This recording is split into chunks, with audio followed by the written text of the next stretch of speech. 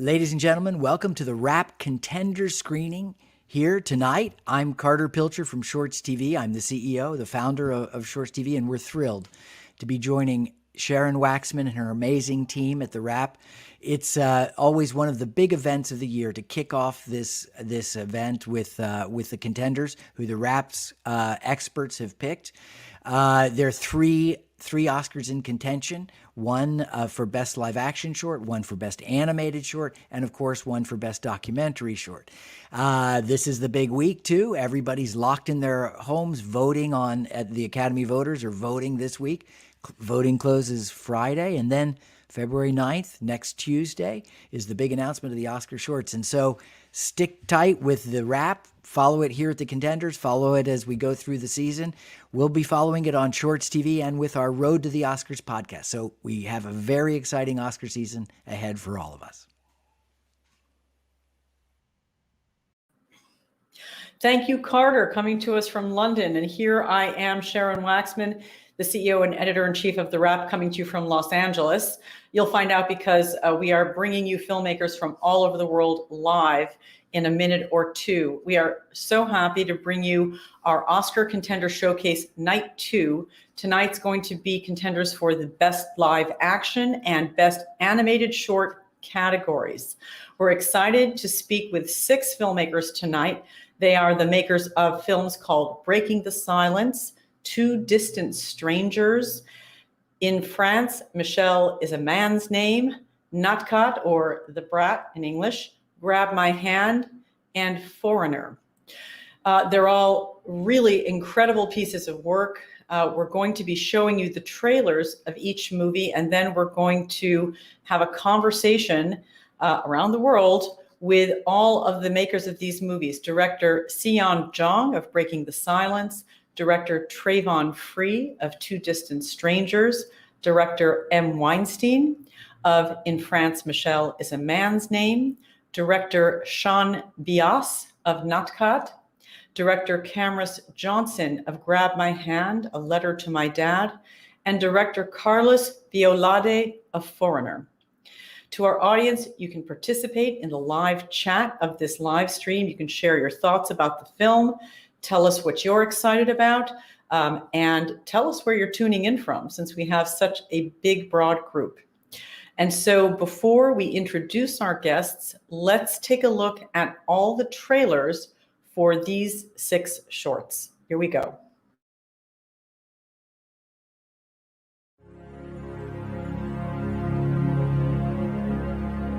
I served with the American Red Cross during World War II until...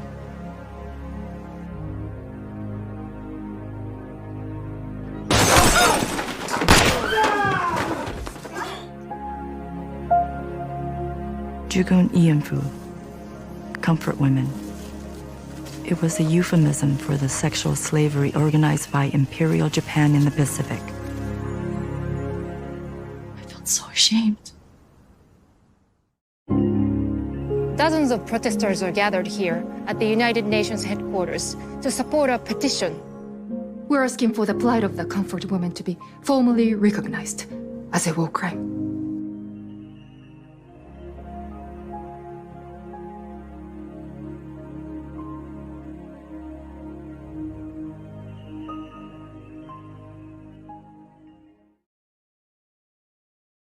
I met this girl last night, ended up at her place, and you know, keep being a good boy for Papa, okay?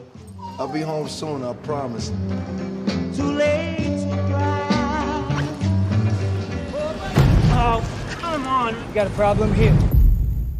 Get off of me, man! Get off of me!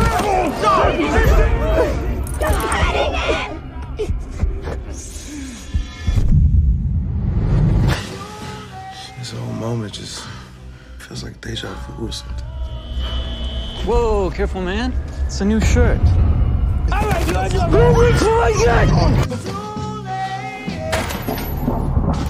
Hey! Hey!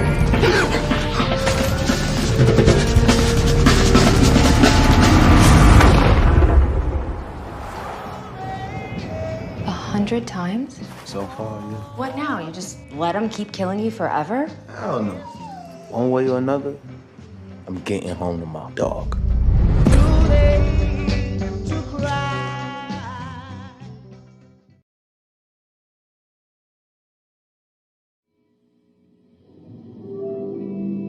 Bless us, O Lord, and these thy gifts, which we're about to receive. Amen. Amen.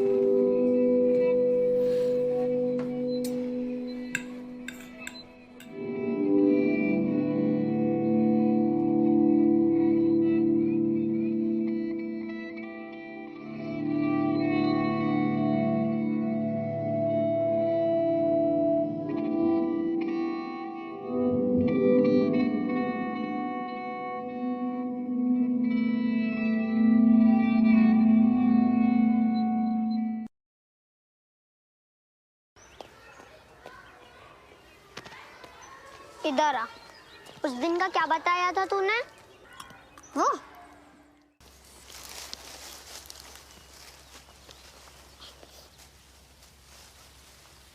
चलो इसकी चोटियां काट देते हैं। छोड़ो। अबे साला आना इसकी चोटियां पकड़। छोड़ो। कोई बचाओ। छोड़ो मेरे को। छोड़ो। चोटियां काट। नहीं, मैं चोटी मत काटो। नहीं, मैं चोटी मत काटो। तो पापा उठवा दो।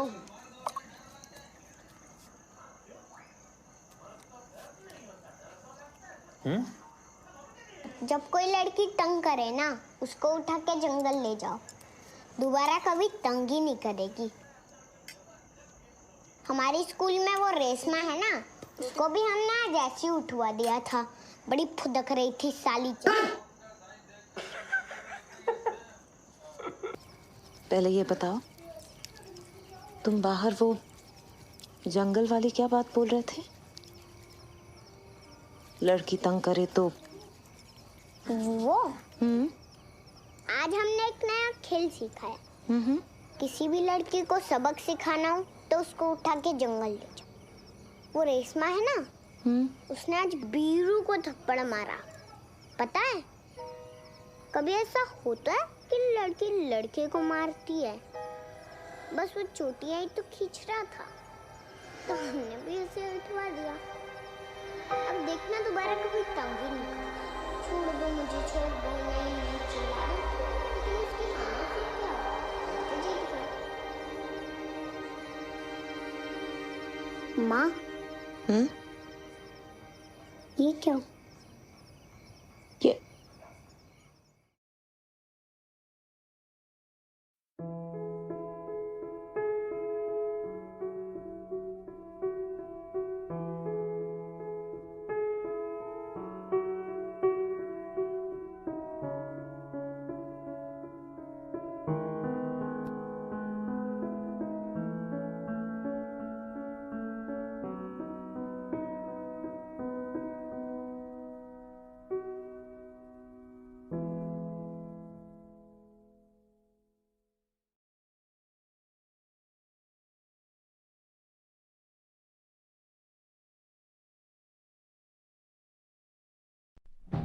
Salud. Salud. Salud. Cheers. Thank you. Cheers. What you have before you is a senior executive in one of the most important banks in England. It's not as good as it sounds. Actually, I'm thinking about quitting. This is amazing. I'm so lucky to have weather like this. This is one of the most beautiful coastlines I've ever seen. I've got a small boat moored in a cove close by here. You can't leave without taking a ride along the coast.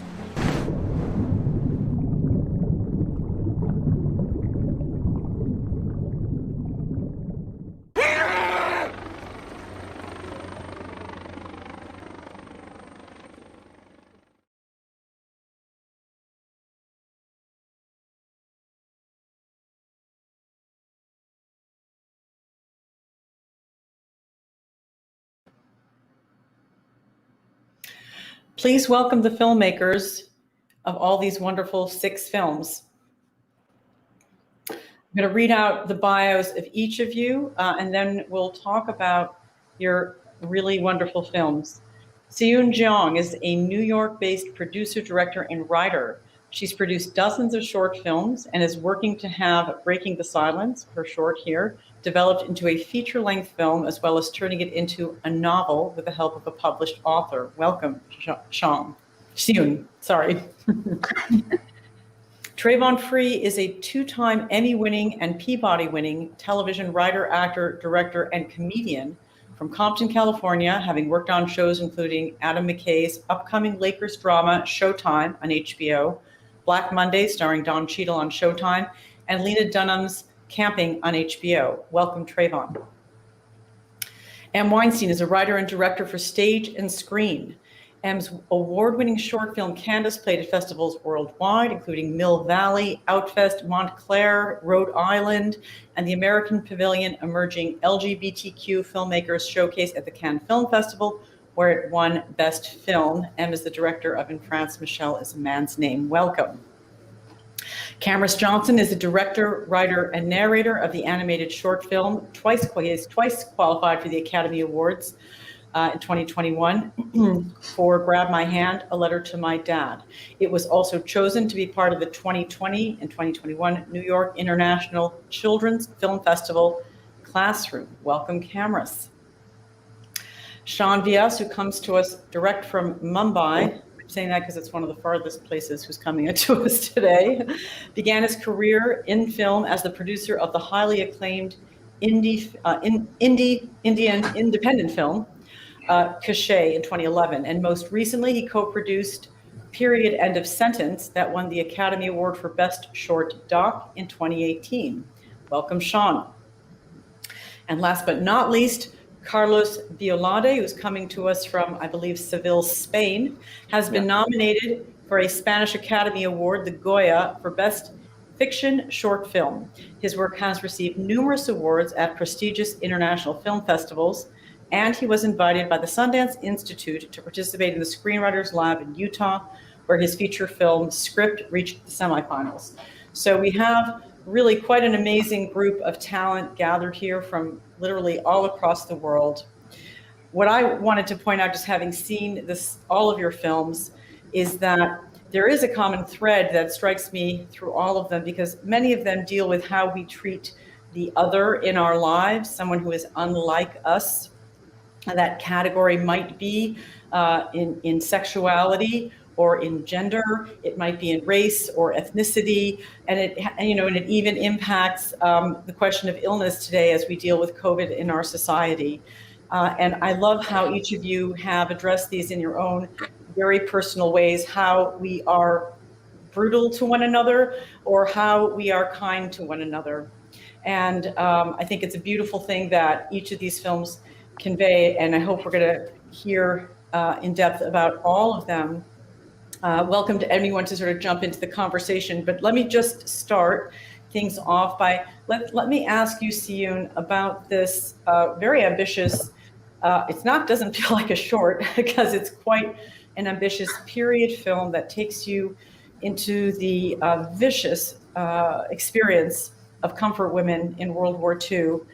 It does not shy away from the violence that these women experienced, and is based on a true story, right, of a massacre that took place. Yes. Mm-hmm. Yeah. Please talk about the origin of why you wanted to take this on. It goes back long before you were born. Yes. So the issue of a comfort woman is part of the Asian Holocaust that my grandparents' generation had to endure.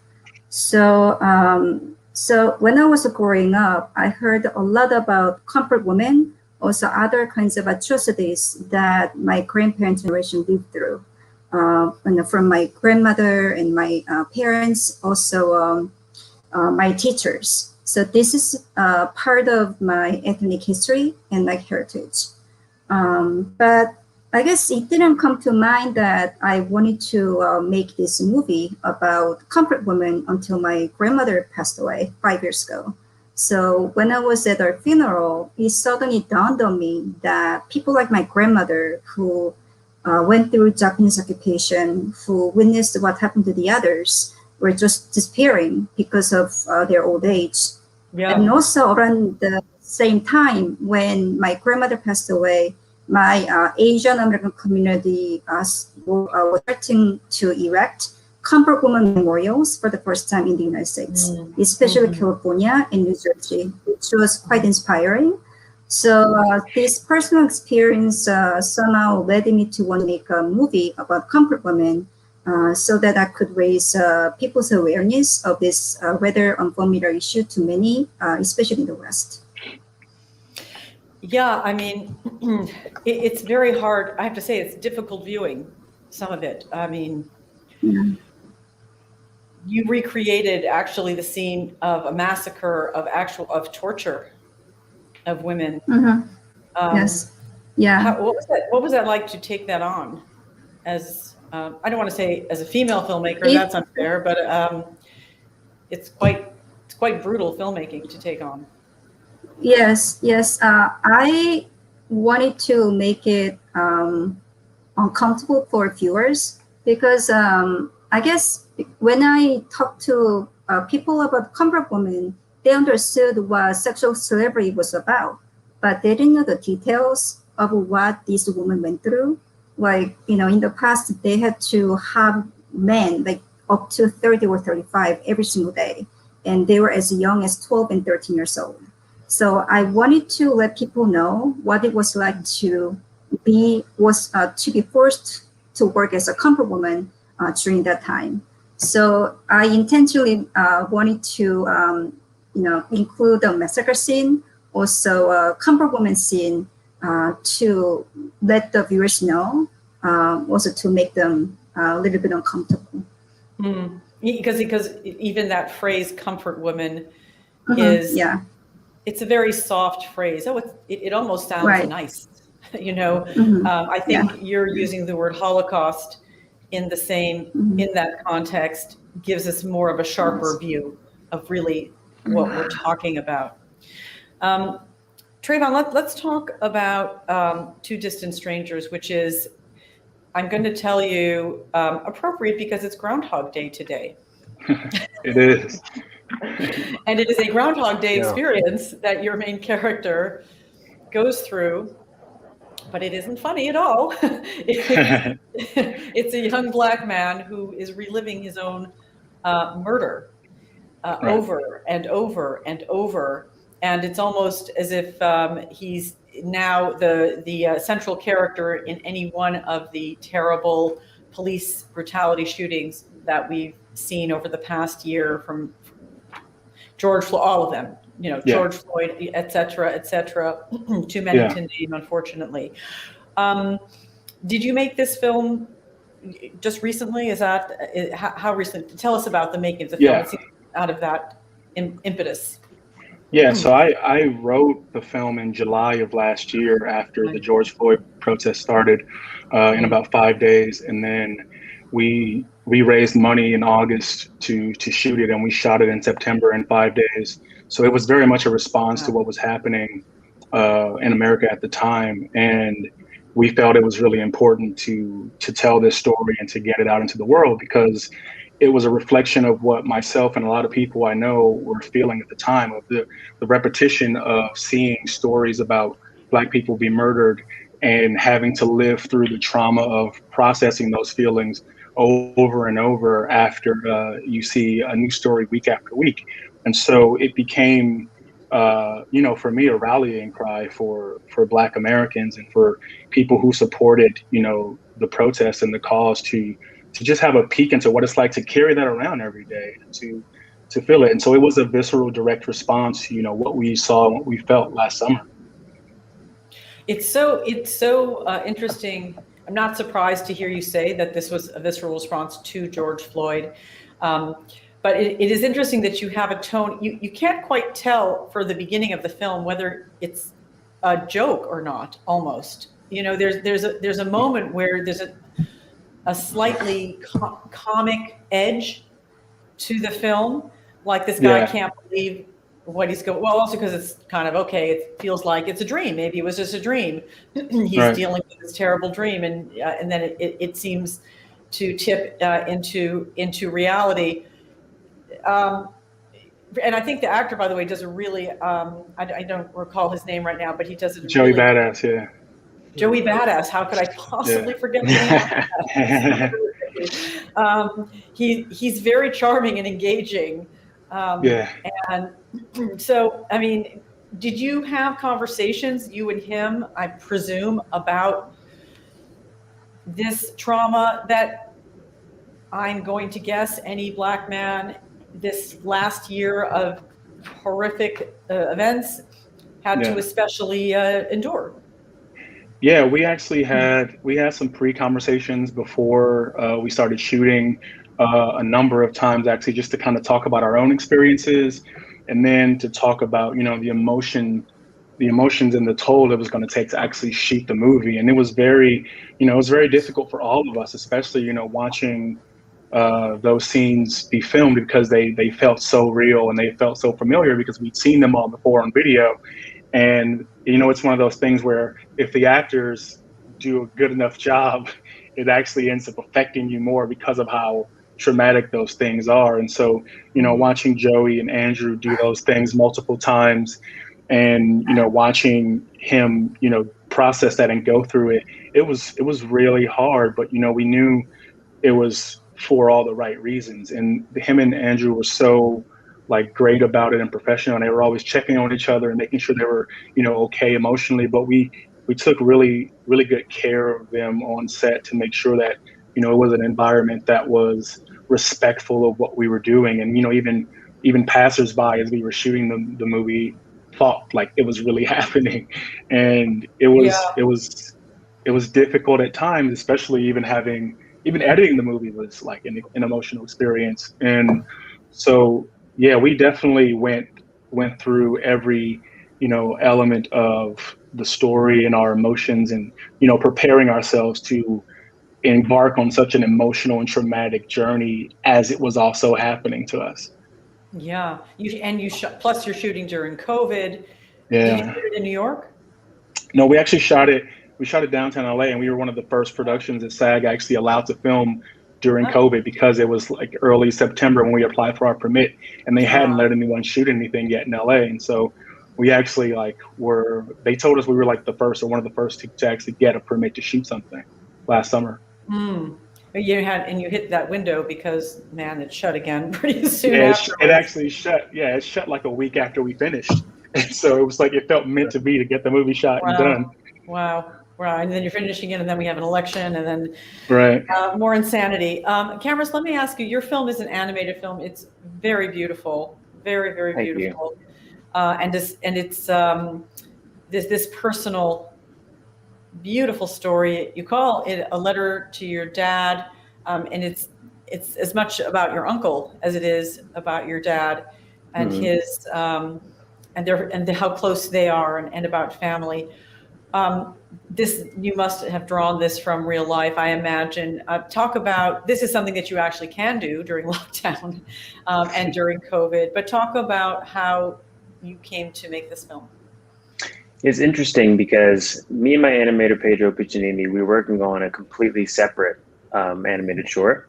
And then when my uncle passed away, I found myself not able to communicate with my dad. I didn't know how to say, "Are you okay? You know, I'm here for you," because my dad lost his best friend. And I mean, if you've seen the short, like that was his person. They would call each other every single day and say the word "gate check," and it was like a daily thing for like over 30 years. So it was my first time seeing my dad speechless and like heartbroken. So the only way that I know how to really communicate and really say what I want to say is through filmmaking. And with animation, I love animation because I like to explain it as putting my heart on the screen exactly how I imagine it. So the exact way that I wanted my dad to receive this message from me, I knew I could do with an animated short film. So me and Pedro, just every day for 2 months, we just knocked it out as quickly as we could. And it was going to be this bigger Pixar vibe with, you know, characters and scenes and dialogue. And, you know, my animator was saying, or my co-director and animator, Pedro, he was saying, if you want to help your dad grieve ASAP, which is what you want, strip all of that, make it as simple as you can, and just narrate it and say what you're trying to say. And like Trayvon said, the whole process was so emotional because I was also grieving and healing. So it was a lot of us trying to figure out how to get this message to my dad the right way. And we finally ended up doing it, and the music sort of came out of nowhere. Because again, this was never a plan, so I never even saw it as a film. It was more of a project, like a present. Mm-hmm. And a friend from high school, Fraser Smith, reached out one day and said, "If you ever need music for anything, let me know." And I was like, "Oh, well, I'm making this thing for my dad. I don't know if it needs music, but I'd love to hear what you got." And it was perfect. And I was like, "Great." So we put it all together. We gave it to my dad. And then once I saw how my friends reacted to it, I thought maybe it could help other people around the world healing grief too. Well, it could not be better timed. I'm so sorry you lost your uncle. Was he young? He was only a few years younger than my dad at the time. So I want to say he was 48, 49. And man, let me tell you, what a good freaking man. Like, what a good dude. Because he didn't just call my dad every day and say gay check. He called his kids and his other, like it was his thing. Gay check was his thing. And the fact that this film has been spread around the world now, and there are now families sending me screenshots of texts of their parents saying gay check, is like the most amazing. Yeah, it's more than I ever could have imagined with this film. So the fact that I'm here speaking to you about it is a dream come true. Yeah, well, I'm glad you made the choice to strip it out and make it just that really concentrated thing. You know, it's so hard to decide how long to make a short. Most of the shorts in this showcase are more like a half an hour. Yours is a really, really focused 5 minutes. Yeah, but I wouldn't say it packs a whit less emotion for the brevity. So I really appreciate that. Thank you. Yeah, I really wanted to make the story not, because I was already afraid to make it for my dad. I wasn't sure how he'd react to me sort of using his best friend's story, or him and his best friend's story, as a way to explain my own feelings and say, I'm here for you as well. I love you. Whatever you need, I'm here. So I wanted to make sure that it was long enough to get that message across, but not too long where it got too weird for us. And thankfully, it was just long enough to make us vulnerable in front of one another, and then let us cry and hug and keep moving. Okay, so since you're talking about weirdness between a child and a parent, I think I have to go to M. Weinstein and talk about In France, Michelle's a man's name, and talk about the origin of this film. So this is a trans young man going, correct me if I get it wrong, by the way, please, going back to his family's town somewhere in the country, and visiting with his family, and all of the awkwardness that comes with bringing a really different kind of identity into the house and trying to connect. So, where did this story come from? And, you know, what were some of the challenges you had? It's beautifully awkward, if I can say that. Yeah, thank you. No, I beautifully awkward sums up a lot of my aesthetics. So thank you for that. And I just also want to say, like, it's such an honor to be here with these amazing filmmakers and these beautiful films. But yeah, I mean, I think gender is a topic that is just constantly on my mind since I was a little kid. I sort of never understood where I fit on the spectrum, and felt like a sort of spy on either side, trying to understand what gender was and what identity meant. And I grew up partially in New York City and partially in rural Oregon, where the film is shot and where my dad lives. And I have always been in love with that landscape where so many like old Westerns take place. And I really wanted to make a movie about a young trans man coming from, you know, the city where he has made his home into the place that raised him, and addressing issues of masculinity and identity and race. He's biracial, and his dad, who is really the second star of the movie, is white, and this sort of old cowboy. And look at sort of what American masculinity is and what masculinity is in general, because it's something that is both absurd and beautiful and pathetic, and I still don't understand, even though it does so much damage and has so much control over our world. Yes. How did you find the actor who you wanted for this? Yeah, so the actor's name is Ari Damasco. He's my best friend. He moved me into my college dorm when I was 18, the day after my 18th birthday, actually. And he's never been on screen before. He's a non-actor, but he and I sort of went back and forth for 2 years about the kind of movie we wanted to make, and really Ari is as much a part of this film as I am, and I'm so glad he did it, because he really shines through and communicates so much with very few words. Yeah, and the parents, the people who play the parents, who these are professional actors, or I don't know what people can afford when they're doing. I know, on short film. No, they're both actors based out of Oregon, where we shot the movie, and both have been in various films and plays out in Oregon. But Jerry, who plays the dad, has this like beautiful old cowboy persona that really sort of shown so much of the light I wanted to look at American sort of cowboy constructed masculinity through, and Jerry really brought that to light.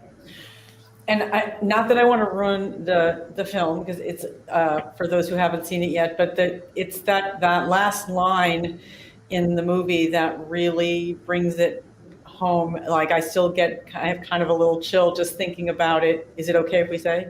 Yes, of course. The last line is where the father says, I'm going to get it wrong. You say, what's the last line? He says, I always knew you were a boy ever since you were a little girl. And yeah, to me, that captures so much of the father's longing to connect, and so much of what he accidentally misses about gender, and about the way a lot of trans people understand their journey and themselves. And I really wanted to look at sort of what happens after the coming out story, and how there are these breaks between parents and children that happen sort of across experiences, where we desperately want to be understood and to understand our parents, and yet and they want to understand us, and yet they always sort of tragically fall short, even with so much love. It's such a beautiful thing to put on film. I'm sure so many young people and parents will appreciate your getting that struggle and putting it on film. I thought that talking about the problems of masculinity might be a good way to segue into you, Sean, to talk about Not Caught, The Brat, which is a very beautiful, beautiful film, and tragic also, I must say. This little boy in India who is being schooled by his friends, and brought into a culture where little girls are meant to be treated, cast aside, or tortured in some way, or just treated as lesser than them, I guess it is. Yeah. And that is cast against this beautiful relationship this little boy, by the way, is a beautiful little boy too, with his mother, and how much love she pours into him. Anyway, I can't say the whole movie, but it's lovely. Talk to us about where this story came from. So I actually this story came from a lot of anger from inside, because in India there's a constant sort of narrative discourse in the news about oppression of females. There's a lot of, like, back in 2017-18, there was a spate of gang rapes that happened, like Yes. big news incidents, like which actually even the New York Times covered it and all of that. Yeah, we all saw it. Yeah, we saw it. Yes. And this keeps happening. It's always something that became a really big deal for some time and then went away, and then again the next one came in, again became a big deal. There was no solution to this, and I came from a really naive place when I started writing it, just from this place of anger, and I thought that every bit of reform that we have in the country to solve this is palliative in its nature, which happens after the abuse has taken place. And this is not just for India, this is all over the world. Even the Me Too movement was happening right around that time. And pretty much the core of these problems is this perceived power difference that men have in terms of their sort of relationship with the opposite gender.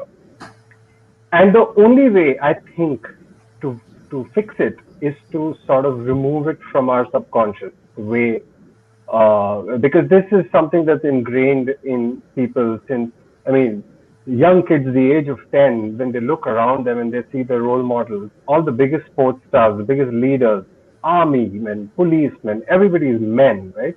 So you constantly keep thinking that men is the more superior gender. So it came from these kind of thoughts, and I thought that it would be nice to showcase parenting as a possible solution to sort of raise a child at a very young age, try to nip patriarchy in the bud where it starts from. So initially, when I was writing it, I sort of wrote it as if it's a man's problem because it seemed to me like it is a man's problem. But what happened is it became a story which was being narrated by a man, but it was a story about female oppression. So then along came, I collaborated with my beautiful co-creator, Anukampa Harsh, who basically sort of imbued a woman's soul into the film.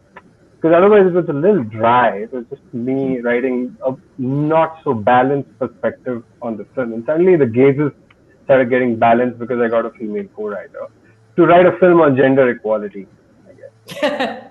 Good point. Good idea. Yeah. Well, I think also you got this amazing performance from the mother in the film. She's almost like this angelic presence. Yeah. She almost floats through the film, and yet she's also being physically abused by her husband as well. Yeah. And it never dims her love or her ability to give love to this little boy. Is she a known actress? I do. She's a huge star in India. Oh, Her she name is. Vidya Okay. Bali. Yeah. Yeah. And yeah, pretty much like her being on the film also is her. It was the reason we cast her is because we wanted somebody with a great voice, not just because she's a storyteller in the film. Because for those who've not seen the film, she narrates a bedtime story, which sort of is half the film in a way. But also because she is a strong voice for women's rights and for women in India in that sense. So yeah, and also I want to talk a little bit even about the boy, the young boy who is actually a girl. If you Yeah, saw it in the end. I did see that in the end, but I thought I was confused. Yeah. So essentially, if I was to, what happened is that my co-creator Anukampa, she's also the casting director on the film, and she also coached the kids to act. There's a lot of kids in the film, and we had when we were writing it, I was always apprehensive about there being me teaching a boy the very things that the film preaches not to do, because this is an impressionable 6-year-old, 7-year-old kid, and he's not going to be an actor or a trained actor. So we have to get that performance out of him by making him really, like really manipulating him in a way to feel those things that we were going to do, or make him do those things that we were going to do. And I was apprehensive that how are we going to make this boy unlearn all of this? Because we're going to teach him some nasty stuff. And then Anukampa sort of made the casting coup of the century, where she actually just sent me this Instagram video of this girl narrating this beautiful poetry. So the first thing I said, wow, this girl can really remember lines. And then I realized that she was actually sending it for casting her as the boy. And I think that solved a lot of my problems, because now I don't need to worry about that. It was more like I have to tell this girl about stuff that she already faces in her life. Because she sees the power differences between kids her own age, etc., boys her own age and all. So it became much easier in that sense. And then that relationship between the mother and the child as well was, because Vidya is such a professional actor, such a sensitive actor, she also sort of, they had a beautiful friendship on set and a beautiful camaraderie and so then that's how the performances sort of came out. Yeah, thank you for explaining that. And that is incredibly creative and thoughtful, seems to me. interesting. I have so many thoughts about all of these films, and also just so you guys know, I've been watching Sundance Film Festival films like nonstop for the past 4 days. Okay. So I've got like 20,000 films in my head, plus all of your shorts, and there's so many strong themes. You know, I just think that you guys don't always know how powerful you are as storytellers, and what you put out into the world. But Sean, sounds like you really did think deeply about that. Carlos, your last but certainly not least, because I wanted to go to you. Your film is very beautifully told and beautifully shot. It's this British man shows up. He's on vacation. He's on holiday on the coast of Spain, and then he finds himself abandoned in the water, with the current pulling him out, and facing death, and is rescued by a group of illegal African, they're not smugglers, they're trying to get into— Migrants, thank you. Yeah. That's the word. Hello. It's so much about kindness and humanity. That's they right. pull this guy onto the boat. It's kind of got a thriller aspect to it as well. Talk about the origins of your film. And I love the title too, Foreigner, because what's foreigner, who's foreigner? Yeah, that's the question. We wanted to think about this question: who is the foreigner, and when do you feel a foreigner, and why? And the inspiration of the film came during a holiday with my family in the Cadiz coast. This is a very special place. It's very beautiful. It's in the south of Europe, and from this coast you can see Africa. Africa is very close. Mm-hmm. So the film mixes all the ingredients that you can find there. Beautiful beach, nice food, people, vacation, tourism, but at the same time, in the same sea where we are having bath during vacation, are people dying, trying to cross this sea. It's the Strait of Gibraltar. And from the last 30 years have been the main bridge of migration between Europe, between Africa and Europe.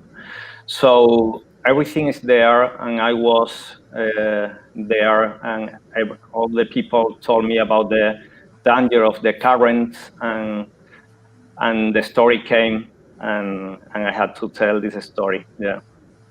It feels like it could be a feature film. Have you thought about whether you want to turn it into a feature? It's like a lot of your films, it's already 30 minutes, but and it doesn't feel long, and it doesn't feel short. It feels right, but it's got a lot of drama and thrills in it, and in a natural way. After shooting the film, because it's a huge production, it's a big budget film, and it was very difficult to shoot at sea, and we wanted to make very realistic. And we were working with a real migrant who did this before and who had this experience, and they don't know how to swim, so it was quite difficult to do it with them. And with the DOP, we decided to make it at the sea, because we wanted to take the risk as well. They risk their lives, and we are living in a safe world. We have everything in control, and we wanted to take risks making this film. So it's 27-minute film, and in a natural way, we have a structure for a feature, because the audience, after watching the film, they ask me many questions, and they say, what happened with this guy after this? What happened? I want to know more. And came naturally a story about how this experience did this, what happened with Mark, the protagonist of the film, how will change his life. I think this is the big question, and I wanted to bring the humanity that maybe is dormant in our society, and we have all the information by the news and the newspaper, the television.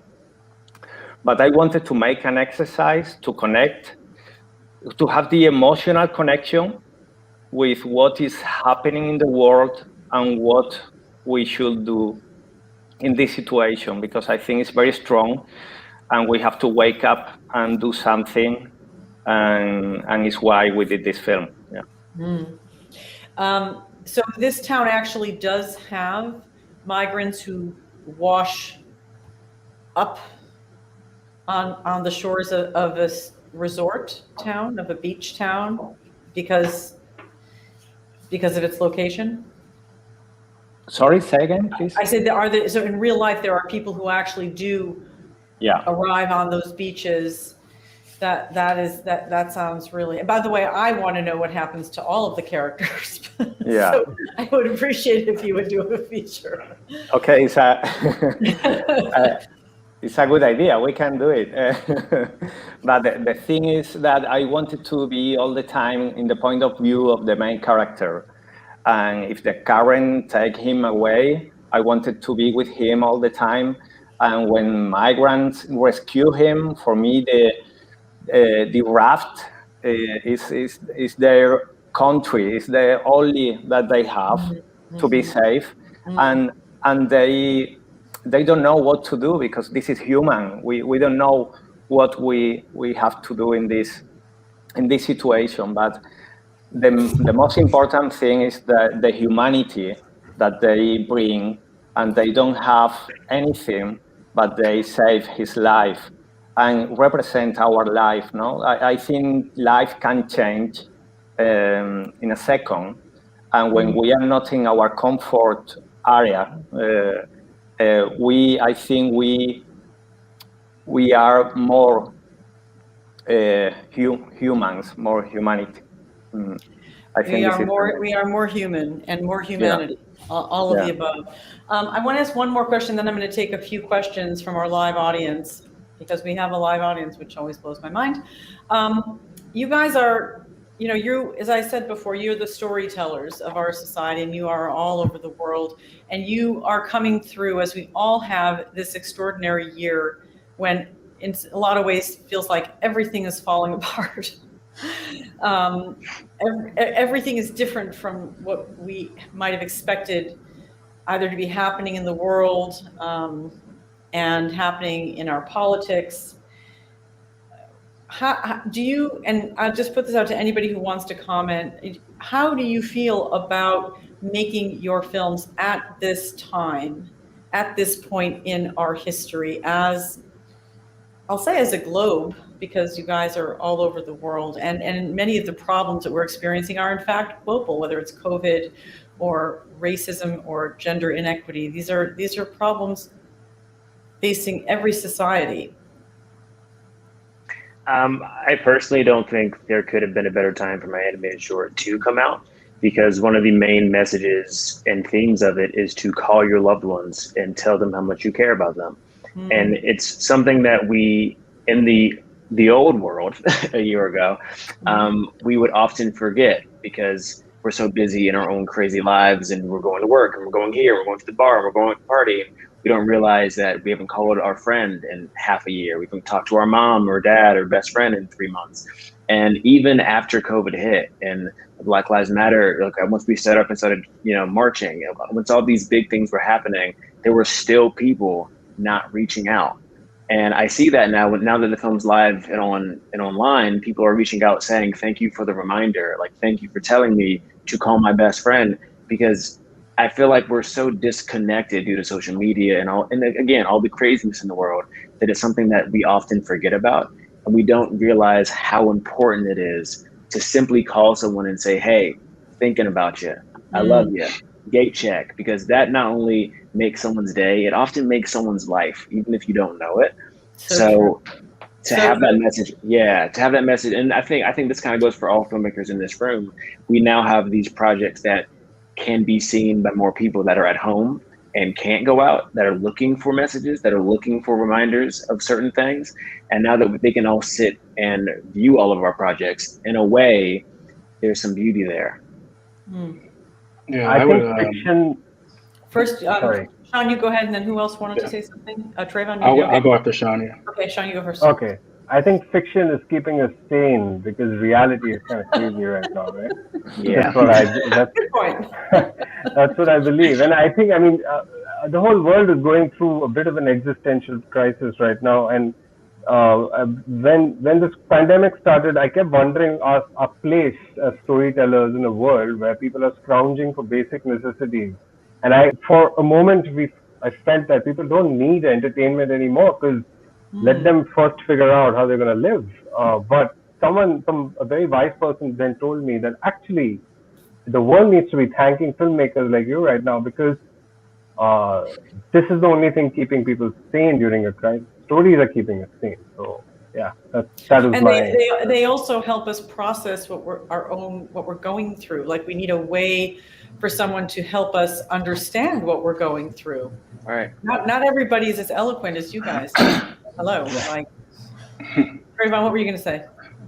No, I was going to say it's a great question because I think our film is a direct example of art imitating life.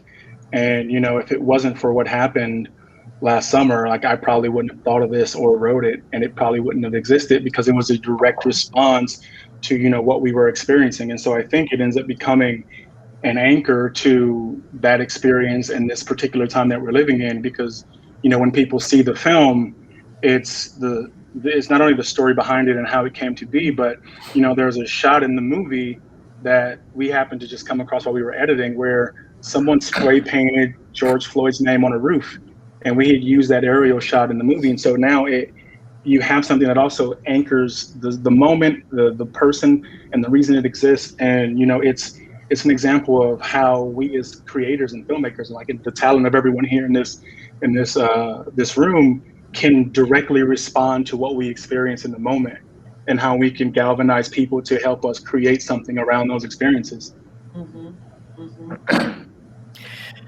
Beautiful. I think we're going to, Carlos, yes, go ahead, by all means. Yes, in my case, I think that in this situation, we have more time to think. I think this is very important for humanity. I think we have to spend time thinking about who we are, what are we going to do in our life, how we are driving the society that we are part, and also I think with filmmakers, with cinema is a very powerful tool to make people think about what is happening in the world. And I think the most important thing when I realized that what I wanted to be as a filmmaker, I think this is the main thing that we can make people live other situations and think about who we are and what is our position in the world that we are living in. Yeah. That's a really great point. That's a great point. And so many of us, are sort of stopping. And so many people I know are quitting their jobs, stopping doing what they're doing. And yet, people who do what you do probably, I hope your conclusion is what Sean was saying is that it's more important than ever. And did you want to say something? Yeah, I was just gonna say, I feel like we're more siloed now than ever in both our homes and also in our little microcosms, especially just speaking as a U.S. citizen. I feel so much like I occupy a very different country than many of my compatriots, and I think that was a story I very directly wanted to tell in my film. We timed it for the election because I had grown up spending a lot of time in this very, very red part of the world, of the country, and a very conservative part of America. And I think part of what films like these do is also give you a window into what other people are experiencing, whether or not you empathize or you rally against it.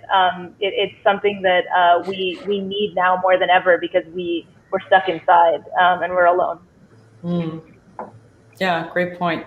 Sion, did you want to comment? If you don't have to, but if you want to. Yeah, I guess last year the world seemed very chaotic and everything was falling apart, like you mentioned. But I was really inspired by people at the same time. like the Black Lives Matter movement. Also, when I was hearing about doctors and nurses who are working on the front lines trying to save people's lives, I was really moved by their dedication. So I think we have more stories to tell at this point. And we just have to figure out how to shoot like movies on set by following COVID protocols. So yeah, Try animation. Yeah, exactly. Thanks, cameras. Not everybody draws, man. I'm gonna take. We don't have a lot of time left, but let's just take a couple of questions from our audience, if that's okay. Okay, how long was the animation process for Grab My Hand? Camera silence.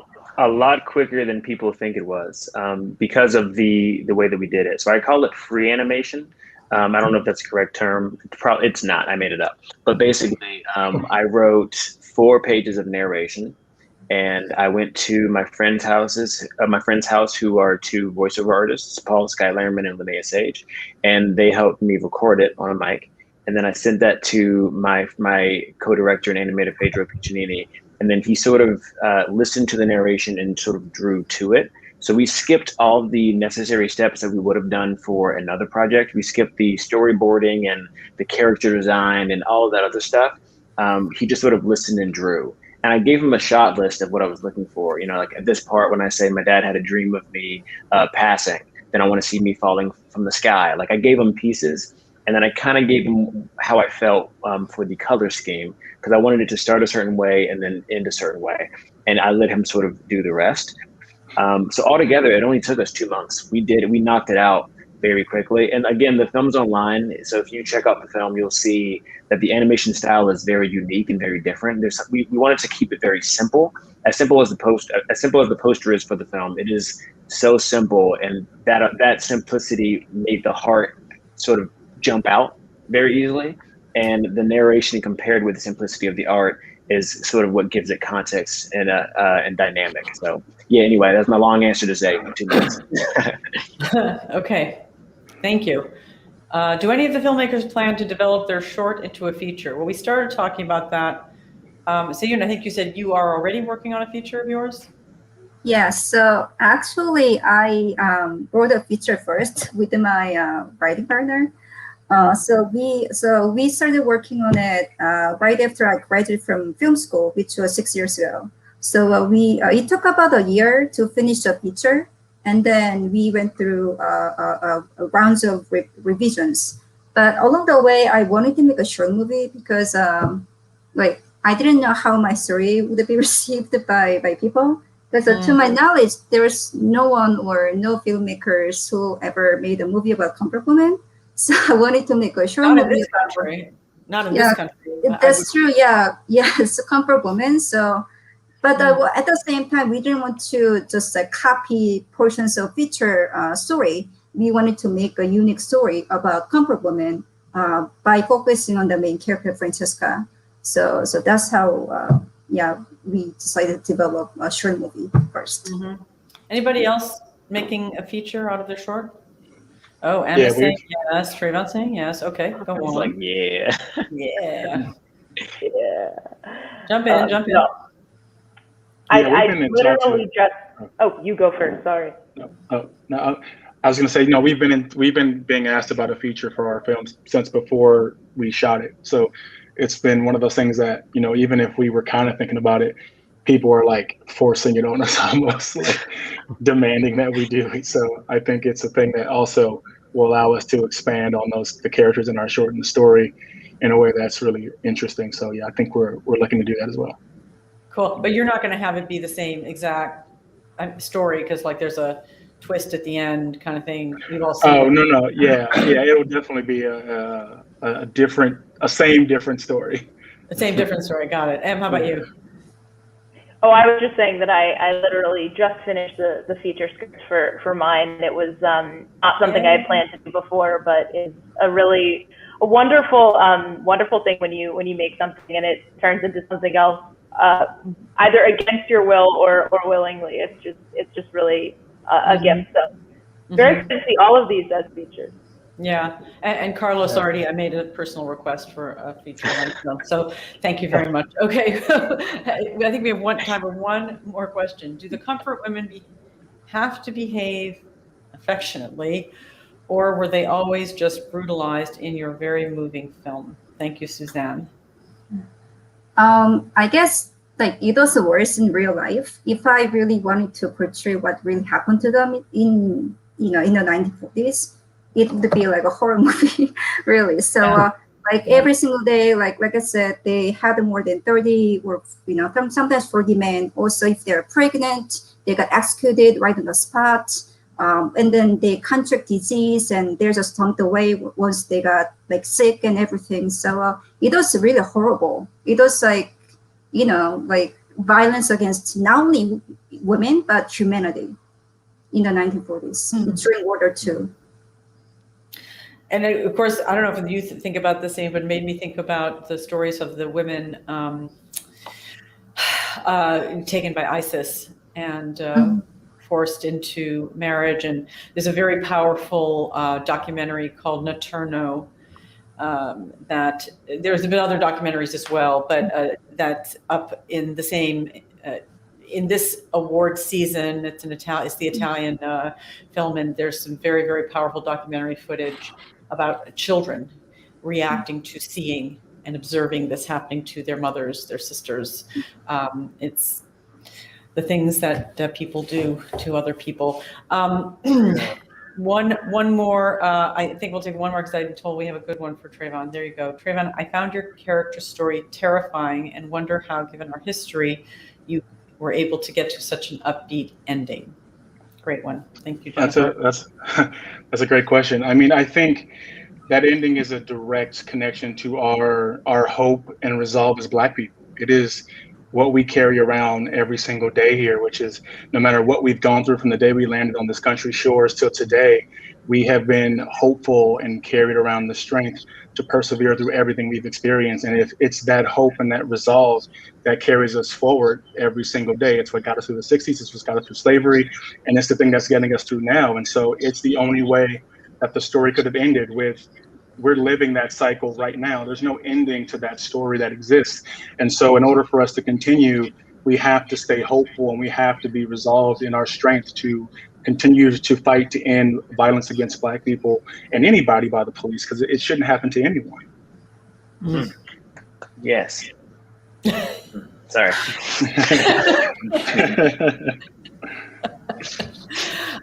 Well, I think we're out of time, but I just want to say thank you to each of you, not just for your films, but for being here today and sharing so honestly and from the heart what your movies are about. I can only thank you again for being the storytellers of our time, because we need you. And I wish you all, great success. I know voting is going on right now for the Oscar shortlist. Very anxiety-inducing, but regardless of that, you all have so much to be proud of, and best of luck, and thank you all.